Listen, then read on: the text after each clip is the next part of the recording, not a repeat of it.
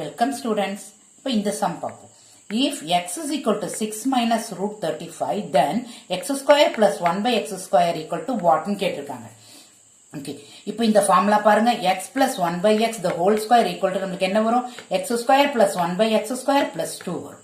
நம்மளுக்கு என்ன வேணும் இப்போ? x square plus 1 by x square வேணும். அப்போ x square plus 1 by x square equal to x plus 1 by x the whole square minus 2. Okay. இப்படி எழுதிக்கலாமா இந்த ஃபார்முலா?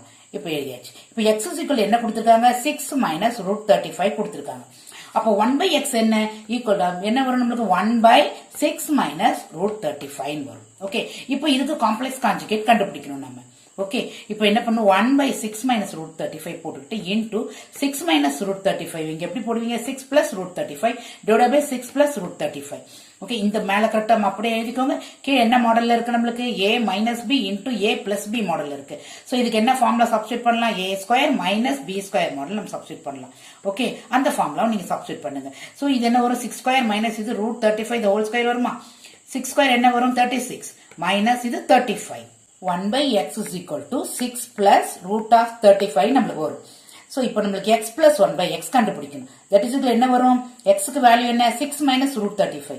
1 by x க்கு என்ன வேல்யூ நம்மளுக்கு? 6 plus root 35. So cancel பண்ற டேர்ம்ல cancel பண்ணிடுங்க. So 6 plus 6 12 வரும் உங்களுக்கு. அப்போ x plus 1 by x க்கு உங்களுக்கு என்ன வேல்யூ? 12. இப்போ இந்த ஃபார்முலால சப்ஸ்டிட்யூட் பண்ணும். x square plus 1 by x square equal to x plus 1 by x the whole square minus 2. So x plus 1 by x க்கு என்ன வேல்யூ? 12.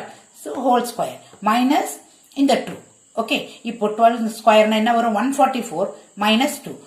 2 மைனஸ் பண்ணீங்கன்னா 142 வரும். அப்போ அவங்க என்ன கேட்டிருக்காங்க? நம்மளுக்கு x square plus 1 by x square தான் கேட்டிருக்காங்க. அதுக்கு value 142. Okay students, educate to elevate.